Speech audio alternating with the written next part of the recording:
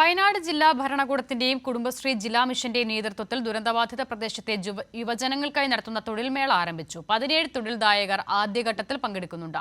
വിവിധ സ്ഥലങ്ങളിൽ നിന്ന് 100ഓളം തൊഴിലന്വേഷകർ മേളയ്ക്കെത്തി. ഉരുൾപൊട്ടൽ ദുരന്തബാധിത പ്രദേശത്തെ യുവജനങ്ങൾക്കായി ഞങ്ങളുമുണ്ട് കൂടെ എന്ന പേരിലാണ് തൊഴിൽമേള. കേരള നോളജ് എക്കണോമി മിഷൻ പദ്ധതികളിൽ ഉപഭോക്താക്കളായ തൊഴിലന്വേഷകരെയാണ് ആദ്യഘട്ടത്തിൽ പരിഗണിക്കുന്നത്.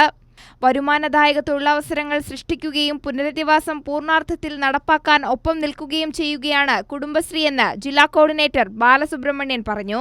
പ്രധാനപ്പെട്ട ഒരു ചോദ്യം ഇവരുടെ ഉപജീവനം, അതായത് ഇനി ഭാവിയിൽ ഇവർക്ക് എന്താണ് ചെയ്തു കൊടുക്കാൻ പറ്റുക. ഇപ്പോഴുള്ള ഒരു അവസ്ഥയിൽ ഇവരെല്ലാം സ്കാറ്റേഡുമാണ്. അപ്പോൾ ഇവരെ ഒരു സംസ്ഥാന സർക്കാർ വിഭാവനം ചെയ്തിട്ടുള്ള ഒരു ടൗൺഷിപ്പൊക്കെ വരികയാണെങ്കിൽ അതിനനുസരിച്ച് തന്നെ നമുക്ക് ഇവരെ എന്ത് ചെയ്യാൻ പറ്റും, ഒരു നല്ല ഉപജീവന മാർഗത്തിലേക്ക് സ്കില്ല് കൊടുത്തുകൊണ്ട് തന്നെ കൊടുക്കാൻ പറ്റും. അപ്പോൾ അതിൻ്റെ ഒരു സർവേ നമ്മളിപ്പോൾ ഓൾറെഡി തുടങ്ങിയിട്ടുണ്ട്. കാപ്പംകുല്ലി സെന്റ് സെബാസ്റ്റ്യൻ ചർച്ച് ഹാളിലാണ് ആദ്യഘട്ട തൊഴിൽമേള നടന്നത്. തുടർ പ്രവർത്തനങ്ങളുടെ ഭാഗമായി മേപ്പാടി പഞ്ചായത്തിലും കളക്ട്രേറ്റിലും കൗണ്ടറുകൾ പ്രവർത്തിക്കും. 57 കമ്പനികൾ തൊഴിൽ സാധ്യതകളുമായി സഹകരിക്കുന്നുണ്ട്. 17 തൊഴിൽദായകർ ആദ്യ ദിനം പങ്കെടുത്തു. വയനാടിനോട് അടുത്ത പ്രദേശമായ കൈതപ്പൊയിൽ സ്ഥിതി ചെയ്യുന്ന മാർക്കസ് നോളജ് സിറ്റിയുടെ ഭാഗമായിട്ടാണ് ഇവിടെ എത്തിയിട്ടുള്ളത്.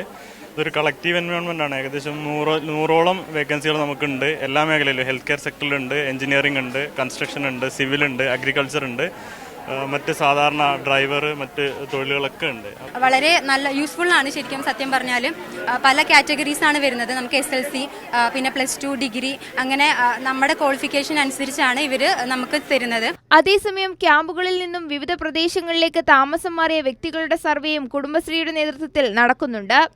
ആളുകളുടെ ഉപജീവന ആവശ്യകത കണ്ടെത്തി വ്യക്തിഗതമായും കുടുംബത്തിന്റെയും മൈക്രോ പ്ലാൻ തയ്യാറാക്കുകയുമാണ് സർവേയുടെ ലക്ഷ്യം. കൈരളി ന്യൂസ്, വയനാട്.